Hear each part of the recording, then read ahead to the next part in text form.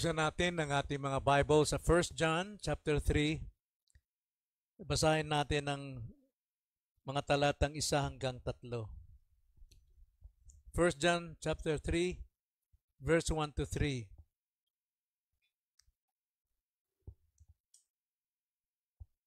Masdan ninyo kung anong uri ng pag-ibig ang ipinagkaloob sa atin ng Ama upang tayo'y matawag na mga anak ng Diyos. At tayo gayon nga, dahil dito hindi tayo nakikilala ng sanlibutan, sapagkat siya'y hindi nakilala nito. Mga minamahal, ngayon ay mga anak tayo ng Diyos at hindi pa nahayag kung magiging ano tayo. Nalalaman natin kung siya'y mahayag, tayo'y magiging katulad niya, sapagkat siya'y ating makikita bilang siya.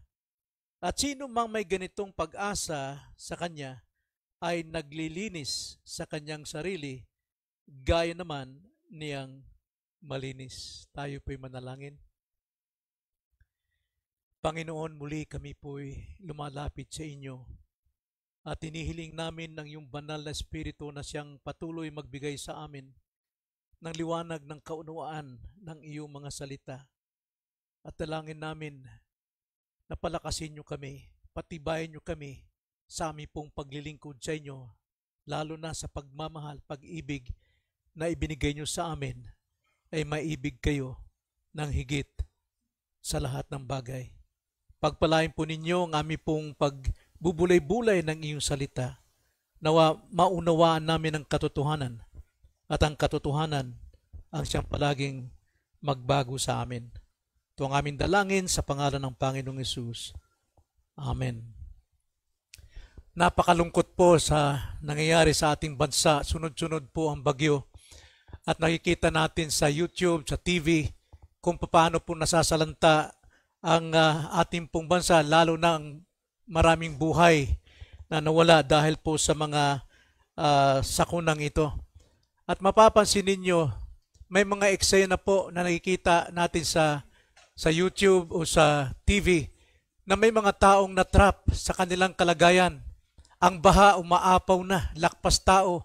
Ang iba nasa bubungan at doon sila naghihintay na sila'y masagip. Pero sa kanilang kalagayan, alam natin, punong-puno sila ng pag-asa na sila ay masagip, na sila'y matulungan, at sila'y maligtas sa kanila pong kalagayan. Well, ganito pong damdamin, naranasan din po namin mga tinamaan ng COVID-19 before, na kami po mag-ama, nagtitinginan kami sa ospital, kasama ang aking misis, kasama ang isa pang kapatiran, na naghihintay kami kung sino ang unang babagsak sa amin, mag-ama. Nakikita kong anak ko na talaga namang parang manok siya na sa Bisaya pag gituk daw. At ako naman, hindi ako nag-alala sa kanya sapagkat sa x-ray, yung aking baga ang puno ng tubig. At ako maaring bumagsak sa oras na yon. At sinasabi ko sa aking sarili, makikita ako ng anak kong si Buboy kung paano ako pumikit at mamatay. Pero gayon pa man, sa kalagayan namin yon, may narinig kaming nagpupuri sa labas dahil Baptist Church Hospital yon, at may nangangaral at nalulugod kami sa pakikinig. Pero ang isang bagay na hindi mawala sa akin ay yung pag-asa na darating din ang oras na kami makakalabas dito at kami pagpapalain na muling makabalik sa aking mga pamilya. Punong-puno ng pag-asa. Well, ganito rin po ang kalagayan natin, mga kapatid. Kung minsan hindi natin napapansin, hindi natin nakikita ang ating pong hihintay na pag-asa, walang iba kundi ang ating Panginoon, ang pagbabalik niya sa ikalawang pagkakataon. Tayo po ay narito sa mundo at tayo po ay nasa sanlibutan. Lahat po ng kasamaan, lahat ng tukso, lahat ng bagay na maaring humadlang sa atin, sa ating kalaguan, paglago sa ating pananampalataya, ay bumabaha din. At sa ating puso po, mga kapatid, bagamat hindi natin kuminsan napapansin ito, sa tunay nating kalagayan, tayo po ay naghihintay ng dakilang pag-asa sa muling pagparito ng Panginoon, sapagkat yun ang tanging nalalaman natin at natitirang pag-asa sa lahat ng mga Kristiyano. Kaya nga po sa paksang ito sa ating binasa, 1 John chapter 3 verse 1 to 3, ay nagpapakita sa atin upang malaman natin, tayo na sa series po ng 1 John, ang pamagat natin upang malaman natin. At this time, upang malaman natin ang ating buhay na pag-asa kay Kristo. Now, paano makakaapekto ang living hope na ito sa ating kasalukuyan habang tayo nandito sa mundo? Marami po ang mga nangyayari sa atin.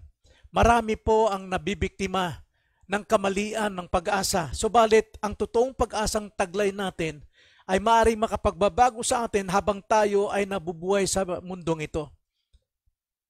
Maibibigay ng banal na espiritu ang epekto ng ating pong pag-asang ito, buhay na pag-asa habang tayo narito sa mundo.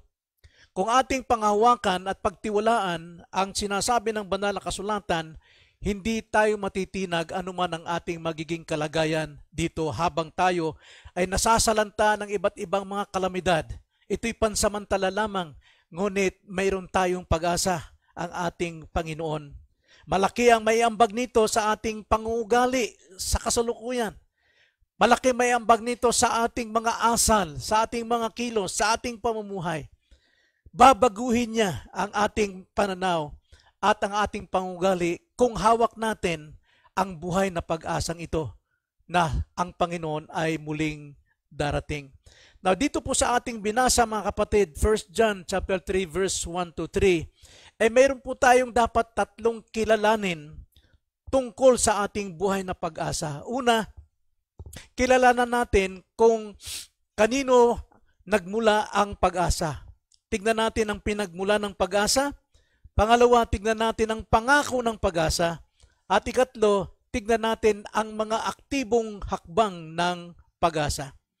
So una, tignan natin ang pinagmumulan ng pag-asa at alam natin sa verse 1, walang iba kundi ang ating Diyos, ang kanyang pag-ibig sa atin. Hindi lang basta ang Diyos, kundi ang kanyang pag-ibig in particular. Tingnan niyo, sabi sa verse 1, masdan ninyo kung anong uri ng pag-ibig ang ipinagkaloob sa atin ng Ama upang tayo'y matawag na mga anak ng Diyos.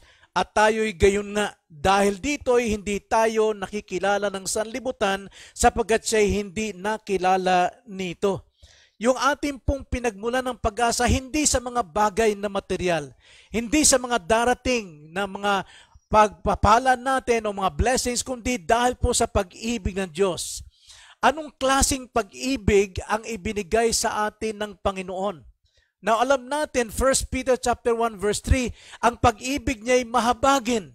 Sa kabila po ng ating kawalang galang sa Kanya, pagre-rebelde sa Kanya, sa ating pagkamakasalanan, ang ating Panginoon po ay puno po ng kahabagan. Yan po ang source po ng ating pag-asa, walang iba kundi ang pag-ibig ng Diyos. Tinawag niya tayong mga anak ng Diyos, dahil po sa kanyang pag-ibig. Dati tayong mga anak ng dyablo. Masakit man isipin, pero yun po ang ugali natin before, na hindi pa tayo nakatanggap ng saving faith upang tayo maligtas. Ang sabi nga po ng Panginoon sa kanyang mga kaaway, ang mga Pharisees, mga unbelievers, na tayo rin, ganun din tayo, John 8:44, ganito ang pagkakasabi ng Panginoon, kayo'y mula sa inyong inyong amang dyablo. At ang nais ninyong gawin ay ang kagustuhan ng inyong ama. Siya'y isang mamamatay tao, buhat pa sa simula, meaning full of hatred itong dyablo na ito, mga kapatid. At hindi naninindigan sa katotohanan sapagkat walang katotohanan sa kanya. Kapag siya'y nagsasalita ng kasinungalingan, siya'y nagsasalita ayon sa kanyang sariling likas, sapagkat siya'y isang sinungaling at ama ng kasinungalingan. Dito po nilarawan ang buhay natin before, na tayo po ay maligtas, tayo po'y puno ng kasinungalingan, puno tayo ng galit, mamamatay tao. Sapagkat sinasabi sa 1 John chapter 3 verse 15, ang sino may galit sa kanyang kapwa, siya isang kriminal, isa siyang murderer. At yan ang kalagayan natin. Pero dahil sa pag-ibig ng Diyos, sa kahabagan ng Diyos, tayo po ay kanyang tinawag. Tayo ay kanyang iniligtas. Dati tayo po ay mga makasalanan, Romans chapter 3 verse 23, "For all have sinned and fall short to the glory of God." At ang sabi po sa John 3:10, "No one is righteous, no, not even one." Wala pong matuwid sa atin. Lahat tayo ay lahi at sumusunod sa ating dinidiyos before ang diablo. Tayo po yung mga sinungaling at punong-puno ng galit. Karapat dapat sa atin ang kamatayan sa impyerno. "For the wages of sin is death, but," ang sabi po ron sa Romans 6:23, may karugtong po, ngunit, yung pangsalita pong but, sa Tagalog ay ngunit, para pong tayo po'y nauntog na napakalaking pader sa buhay natin upang makita natin ang pagkakaiba ng ating nilalakaran. Ang sabi po, "Sapagat ang kabayaran ng kasalanan ay kamatayan, ngunit, but, ang kaloob ng Diyos na walang bayad ay buhay na walang hanggan kay Kristo Jesus na Panginoon natin." Dahil po sa pag-ibig ng Diyos. Sa pag-ibig ng Diyos, tayo po ay nabubuhay. Karapat dapat tayo sa kamatayan. Pero dahil po sa pag-ibig na ito, nagkaroon tayo ng pag-asa. So anong uri ng pag-ibig na ito, mga kapatid? Well, ang sabi po sa Romans 5:8, ganito po ang pagkakasabi, "Subalit pinatunay ng Diyos ang kanyang pag-ibig sa atin na noong tayo'y mga makasalanan pa, si Kristo ay namatay para sa atin." Alalahanin natin yan. Alalahanin natin ang ating sarili. Hindi tayo kinamatayan ni Kristo dahil mababait tayo. Hindi tayo kinamatayan ni Kristo dahil mananampalataya tayo. Hindi tayo kinamatayan ni Kristo dahil tayo nasa tamang reliyon. Kinamatayan tayo ni Kristo habang tayo'y rebelde at makasalanan sa Kanya. Habang tayo lumalaban sa Kanya, habang tayo tumatalikod sa Kanya at ating sinasamba ang mga bagay sa mundong ito, doon tayo inibig ng Diyos. Kaya napakadakila po ng Kanyang pag-ibig sa atin. Napakadakila. At nakakahiya po, mga kapatid, kung babaliwalain natin ang dakilang pag-ibig na ito. At dahil sa dakilang pag-ibig na ito, na dapat tayo patungo sa kapamakan sa impyerno, nagkaroon tayo ng buhay na pag-asa. Sapagkat ang ating tagapagligtas na si Jesucristo ay muling paparito.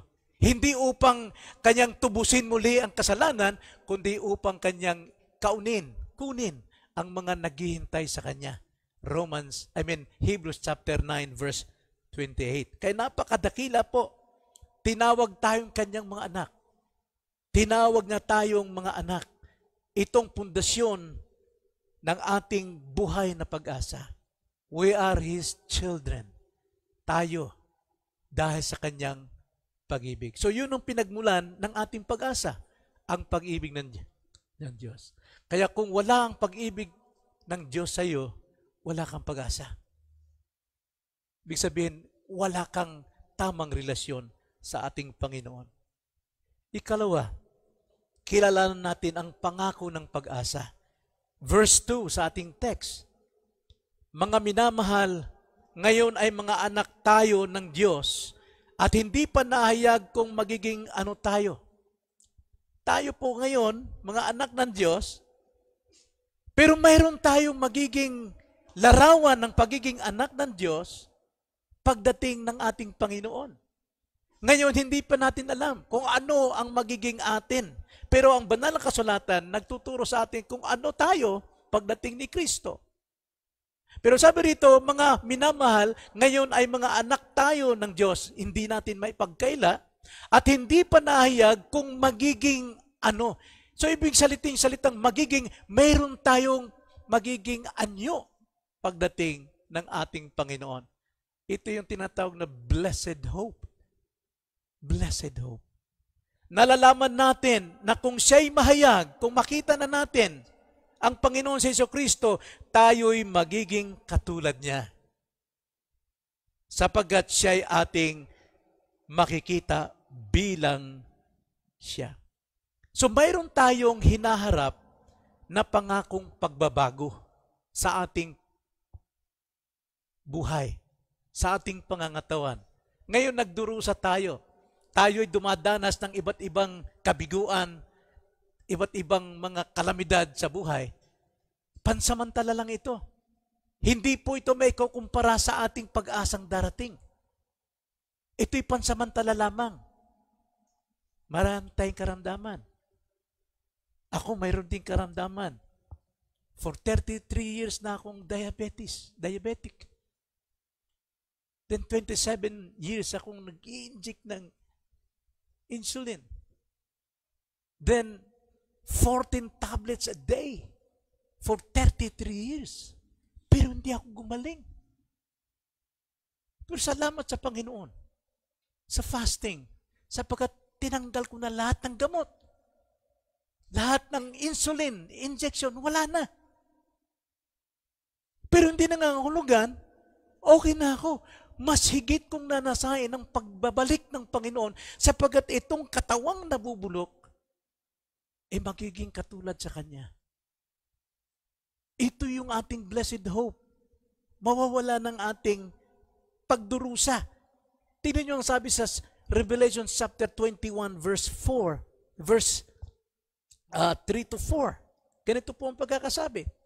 At narinig ko ang isang malakas na tinig na mula sa trono na nagsasabi, masdan ninyo, ang tabernakulo ng Diyos ay nasa mga tao. Siya'y maninirahang kasama nila at sila'y magiging bayan niya. Ang Diyos mismo ay makakasama nila at siya'y magiging Diyos nila. At papahirin niya ang bawat luha sa kanilang mga mata. At hindi na magkakaroon ng kamatayan, hindi na rin magkakaroon pa ng pagdadalamhati o ng pagtangis man o ng kirot man sapagkat ang mga unang bagay lumipas na. Ito yung hinahantay ko.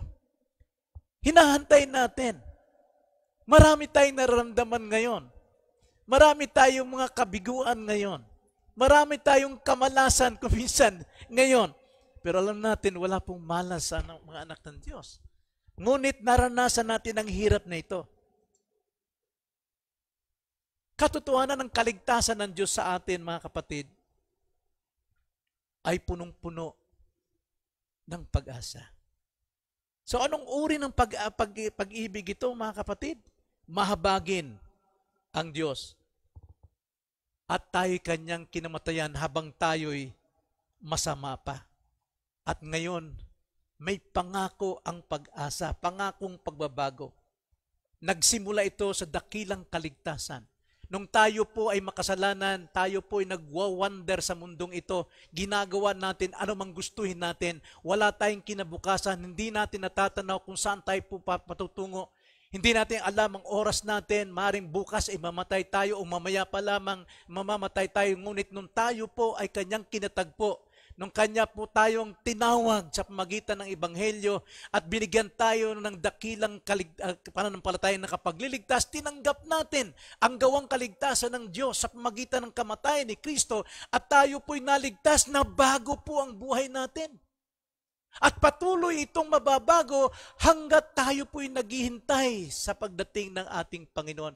Dapat lamang na sa ngayon, mabago ng ating mga asal, mabago ating mga ugali, mabago ang ating pananaw sa mundong ito. Hindi na tayo maghahangad ng pangako ng mundong ito, kundi dapat ang muling pagbabalik ng Panginoon na siyang buhay nating pag-asa, ang siyang magbago ng pagkatao natin habang nandito tayo sa mundo. Sapagkat pagdating ng panahon yon, wala na pong pagluha, wala nang karamdaman, wala nang pag-iyak, wala nang pagdalamhati. Lahat ay bago na. Tayo po'y niligtas ng Panginoon. Saan? Sa penalty of sin, yung past salvation natin. Tayo po ay niligtas ng Panginoon sa penalty of sin, papuntang impyerno. Pero hindi nangangahulugan, wala na sa atin yung indwelling sin. Mayroon pa rin tayong kasalanan na nanatili. Pero wala na tayo sa kaparusahan ng kasalanan. Niligtas tayo ng Panginoon na ron. Kaya siya namatay. At yung kamatayan ni Kristo ang siyang magliligtas din sa atin sa power of sin, sa present, itong time na ito. Habang tayo po'y nabubuhay, nandiyan pa rin tayo sa kapangyarihan ng kasalanan. Hindi pa rin tayo ligtas yan. Pero nililigtas tayo ng Diyos. Patuloy tayo nililigtas. At kailangan lamang natin dito ang repentance. Pagbabago po ng isip. Bumalik sa tama. Huwag magpatuloy sa mali. Kailangan tayong namumuhay po sa kapatawaran ng Diyos mula sa power of sin. At darating ang panahon, tayo po ililigtas niya from the presence of sin. Kung tawagin yan is the glorification. Tayo po ay kanyang luluwalhatiin na kasama ng ating Panginoon. Tingnan nyo, ang pagbabago ng ating pagkabuhay ngayon, dapat tayong ma-encourage dito kung ano po ang iniintay natin sa pagbabalik ni Kristo. Tungo po sa ating pagbabagong pisikal at espiritual. Itanim natin ito as Christian, yung ating buhay na pag-asa. Upang habang tayo nabubuhay rito, mga kapatid, tinatanaw natin kung paano tayo babaguhin ng Panginoon. Now, hindi po lingid dito sa atin. Tingnan nyo lamang sabi sa Philippians chapter 3, verse 20 to 21. Ganito po ang pangako ng Diyos. Kapag nakita na natin si Kristo, nakasama natin si Kristo, ganito ang sabi. Philippians 3:20 to 21. Sapagkat ang ating pagkamamamayan ay nasa langit, mula roon ay hinintay naman natin ang tagapagligtas, ang Panginoong Jesucristo. Naghintay tayo ngayon. Then 21, na siyang magbabago ng ating hamak na katawan upang maging katulad ng katawan ng kanyang kaluwalhatian. Yung pala yung inaantay natin, yung blessed hope na yung wala na pong sakit, wala ng kasalanang maring tumalab sa atin, sapagkat ang ating katawan ay magiging tulad ng katawan ni Kristo, a glorified body. Remember, nung ang Panginoon po ay muling nabuhay, ang mga alagad na sa loob po ng ganitong kwarto, sarado lahat dahil takot sila sa mga gustong pumatay rin sa kanila. Mga Romano, sapagkat sila po ay mananampalataya kay Kristo. Biglang pumasok si Kristo, tumago sa dingding, nasa kaluwalhatian siyang katawan. At kung saan man sila pumunta, nauna sila sa ibang lugar, nandun agad ang Panginoon. Yan po ang magiging katawan natin, tulad ng katawan ng Panginoon. Glorified body. Paano mangyari yon? Well, ang banal na kasulatan mismo magtuturo sa atin kung paano tayo babaguhin ng Panginoon. Like for example, 1 Corinthians chapter 15. Pagdating ng Panginoon, ganito po mangyayari. 1 Corinthians chapter 15 verse 51. Makinig kayo. Sasabihin ko sa inyo ang isang hiwaga. Hindi tayong lahat ay mamamatay pagdating ni Kristo. Hindi lahat tayo lang mamamatay. Maaaring buhay pa tayo at mga kapatid natin nakalibing sa sementeryo. Hindi tayong lahat ay mamamatay, ngunit tayong lahat ay babaguhin.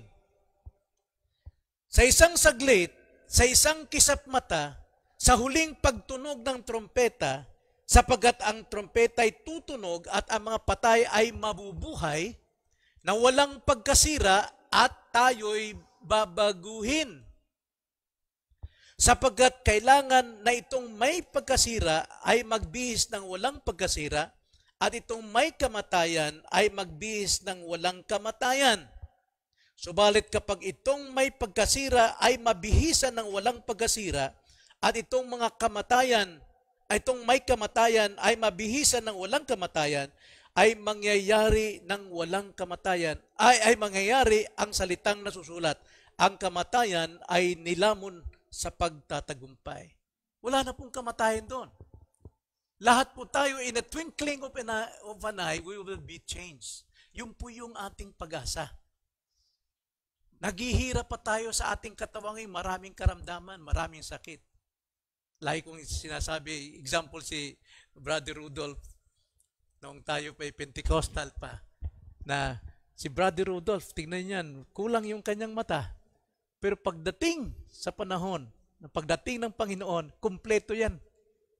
Magiging kumpleto ang kanyang mga mata.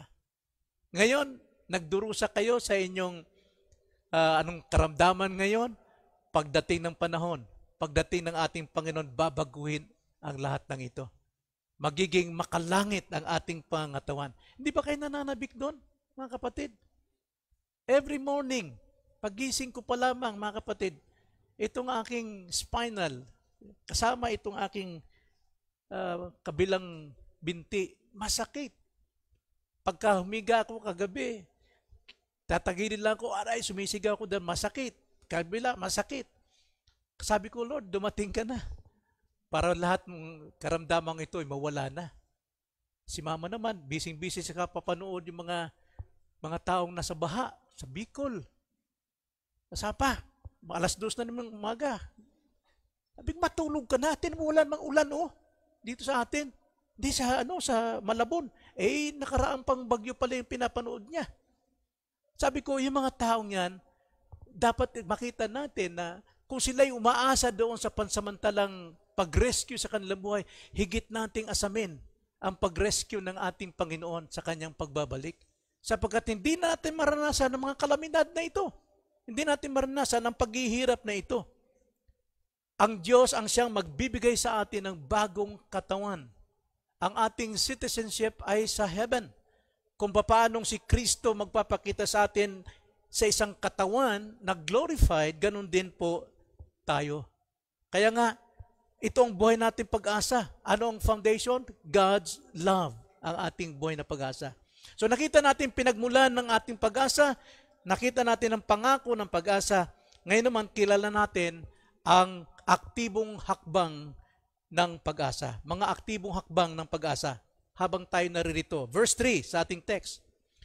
At sino mang may ganitong pag-asa sa kanya ay naglilinis sa kanyang sarili, gaya naman niyang malinis. Natignan yung salitang naglilinis. Yan po ay patuloy na paglilinis. Hindi po yan one time, hindi po yan past tense, hindi yan perfect tense, kundi yan po ay continuing, imperfect. Laging nagpapatuloy, lumalawak na pagpatuloy. Tulad po ng bagay na ibabagsak mo sa tubig na sa malinaw na tubig, ibagsak mo isang bagay, gumagawa po yun ng whirlpool po yan. Palaki ng palaki, palaki ng palaki. Ganon din po ang sinasabi rito na habang tayo naliligtas, dapat tayo naglilinis, palawak ng palawak hanggang sa tayo po'y dumating sa kaganapan. Kaya ang sabi po ito, mayroon itong aktibong panawagan sa atin. Ano ang panawagan? Basahin natin muli. Ang verse 3. At sino mang may ganitong pag-asa sa kanya ay naglilinis sa kanyang sarili, gaya naman niyang malinis. Ano pong panawagan? Purity, paglilinis tulad ng ating Panginoon na siya'y malinis. Kung paano ang Diyos ay banal, dapat tayong nagpapakabanal. Hindi lang minsan na tayo po ay naging banal, kundi tayo po'y patuloy na magpakabanal. Purity po ay katungkulan nating pagsikapan. Ito po yung napag-aral natin 1689, the last Sunday, sanctification. Mayroon pong definitive sanctification na ikaw sinangtify, binalal ng Diyos, pero mayroon pa rin progressive sanctification. Tungkulin natin na alisin ang lahat ng karumihan sa ating buhay, linisin ang ating ugali, linisin ang ating buhay. Ito po, purity pong hinahanap ng Diyos. Purity po sa atin.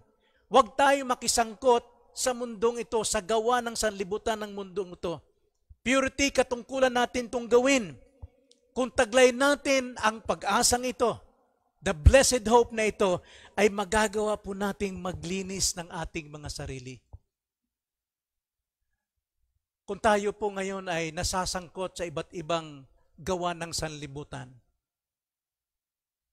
linisin na natin. Ano ba yung mga gawa ng sanlibutan? Marami po. Marami pong Kristiyano lumalangoy sa mga gawa ng sanlibutan. Pandaraya, pagsinungaling, kayabangan, bisyo, lahat po. Dapat tayong maglinis. Tingnan yan sabi sa 2 Corinthians chapter 7 verse 1. Ito pong sinabi ni Paul. Now, alam natin context dito mga kapatid. Itong taga-Korinto, punong-puno sila ng mga spiritual gifts. Ang gagaling nila, mahusay sila, punong-puno. Pero yung mismong kanilang kasama na nakiapid, hindi nila malinis. Hindi nila matanggal. Hindi nila madiscipline. At marami pang mga kapatiran dito na sila po'y nagdidimandahan, kapwa-kapatid, at iba pang mga kasalanan. Sa Lord's Supper, magulo, may naglasingan, at iba pang mga ginagawa. Mga Christians ito. Kaya ang sabi sa 2 Corinthians chapter 7, verse 1, mga minamahal, yamang taglay natin ang mga pangakong ito. Itong pangako, itong promise na ito, the second coming of Christ. Linisin natin ang ating mga sarili mula sa bawat karumihan ng laman at espiritu. Yung gawa ng laman at nasasangkot ang espiritu na ginagawang sakdal ang kabanalan sa pagkatakot sa Diyos. Na magkakaroon lamang tayo ng pagkatakot sa Diyos kung tayo po ay well-versed. Kung tayo po ay nandun po sa kaalaman ng salita ng Panginoon. At the same time, ganun din po ang panawagan ni Apostle Peter. Sa 1 Peter chapter 2 verse 1 to 3, ganito ang sabi, kaya't iwaksi ninyo ang lahat ng kasamaan, paglilinis kayo, lahat ng kasamaan, pandaraya, pagkukunwari, inggitan, at lahat ng paninirang puri. What is the solution? Gaya ng mga sanggol na bagong silang, ay mithiin ninyo ang malinis na spiritual na gatas, which is the Word of God. Upang sa pamamagitan nito'y lumago kayo tungo sa kaligtasan, kung natikman nga ninyo na ang Panginoon ay mabuti, kung talagang kayo'y totoong Kristiyano. Magagawa niyong linisin. Kailangan lamang gawin natin ang ating katungkulang linisin ng lahat, alisin, at tayo'y mabusog sa spiritual na pagkain. Walang iba kundi ang salita ng Diyos upang may sagawa natin ang lahat ng ito. Kaya tayo dapat magpakalinis gaya ng ang Panginoon ay malinis. Tukuyin natin ang ating mga kasalanan, ating mga vices. Alam ko may ramit pa tayong mga bisyo na hindi natin maiwasan. Minsan yung mga bisyo nyo may pakinabang sa atin temporarily sa mundong ito, pero nagiging hadlang sa ating paglago sa spiritual. Ang sabi ni Apostle Peter, iwaksi ang lahat ng mga ito. Hangarin ang aral ng salita ng Diyos. Mamuhay tayo sa salita ng Panginoon. 1 Peter chapter 1 verse 13, ganito ang pagkakasabi ni Apostol Pedro. Una Pedro, Kabanata 1, versikulo 13, ganito, kaya ihanda ninyo sa gawain ng inyong mga pag-iisip, na supili ninyo ang inyong sarili, at ilagak ang inyong pag-asa sa biyayang darating sa inyo kapag inihayag na si Jesucristo. So maglilinis tayo habang paparating ang Panginoon. Anytime. Na alam naman natin, dalawang anyo po ang pagdating ni Kristo. Una, sa ating kamatayan. Dumarating si Kristo sa ating kamatayan. Hindi tayo niya pababayaan pag tayo namamatay na, sapagkat siya may hawak ng ating buhay. At isang appointment po na tayo po ay kanyang kunin. So siya po yung kukuha ng ating buhay. Siya'y darating sa atin, sa ating kamatayan. At yung ikalawa, yung pangako niya para sa lahat po ng mga naghihintay sa kanya ay makakakita sa kanya at hahatulan niya ang sanlibutan. Yun po yung tinatawag na rapture. No? Time ng rapture. Rapture at saka judgment, magkasabay na po yun. Hindi, wala po doon sa middle na gaya ng ating napag-aralan sa 1689. So tulad ng mga masunuring mga anak, sabi sa verse 14, huwag kayong gumaya sa masasamang pagnanasa ng inyong kamangmangan nung una. Huwag na nating ulitin yung kamangmangan natin before. Kala natin matatalino tayo pero ginagawa natin ang gawaing kamangmangan. Then verse 15, sa halip, yamang banal ang sa inyo'y tumawag, maging banal naman kayo sa lahat ng paraan ng pamumuhay. Sapagkat nasusulat, kayo'y maging banal, sapagkat ako'y banal. So yun po yung utos sa atin ng Panginoon. ito'y continuous natin gagawin ang paglilinis ng ating pong sarili. Tukuyin natin ang pagdadalisay bilang pagsusumikap na ipakita ang katangian ni Jesus sa bawat aspeto ng ating buhay. Sabi nga ni Jesus Christ, kayo ang ilaw ng sanlibutan. Ibig sabihin tayo yung extension ni Christ. Sabagat si Christ ang true light. Tayo po yung extension na ipakita natin sa lahat sa mundong ito na tayo naglilinis ng ating buhay habang tayo naghihintay sa Kanya. Kaya nga, ang purity na ito, paglilinis ito, itong nag-uudyok sa atin sa paghahangad ng buhay kabanalan. Huwag nating pabayaan ito, mga kapatid. Utos ito ng Panginoon. Sapagkat siya'y banal, dapat tayong magpakabanal. At sa ating pong pagwawakas, sa ating pong pagtatapos, mga kapatid, huwag lamang natin itong pakinggan na nasisiyahan tayo sa aral.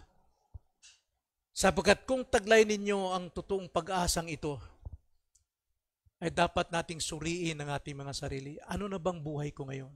Ano ba ugali ko ngayon? Ano ba ugali ko ngayon? May pagbabago ba? Naitutuwid ko ba? Tampuhin ba ako?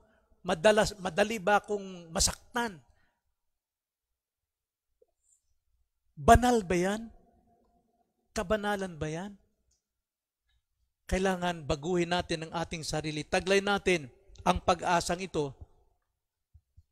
Kaya ito ba ang ating kinatatakutan? Na tayo mawala sa mundong ito, na mamatay tayo? No, hindi dapat. Nasa atin ang kabanalang ito, nasa atin ang purity na ito. Totoo nga, sabi ko nga nung nakaraan kapag tayo po'y namatay, it's a blessing. Pagpapala po ang kamatayan ng isang Kristiyano sapagkat dumating na si Kristo sa kanya, wala nang pagluha, wala nang pagtitiis, wala nang karamdaman. Lahat ay mababago. At ang makikita mo, pagdilat mo sa iyong kamatayan, ay ang mukha ni Kristo. So paano mo ngayon gagabayan ang pang-araw-araw mong buhay? Tignan natin, mga kapatid. Ang buhay ba natin ngayon ay ayon sa pag-asang ibinibigay ng sanlibutan o yung pag-asang tiyak na darating na ibinibigay sa atin ng Panginoon ang ating pagbabago? Nawa, dito pa lamang sa lupa, mga kapatid, tayo po ay magbago na, maglinis ng ating mga buhay. Tayo manalangin. Panginoon, maraming salamat po sa inyong mga salita. Patuloy niyo kaming nililinis nito sa pamagitan ng pag-amin namin, pagtanggap namin, at pagsuko ng aming kasalanan sa inyo, sapagkat tapat kayo't banal na kami lilinisin ninyo at patatawarin sa sandaling kami po ay umamin at mag-confess sa inyo. Maraming salamat po, Ama. Patuloy niyo kaming patatagin sa pag-asang aming hinihintay ang pagbabalik ng Panginoong Jesucristo. Ito ang aming dalangin sa pangalan ng Panginoong Jesus. Amen.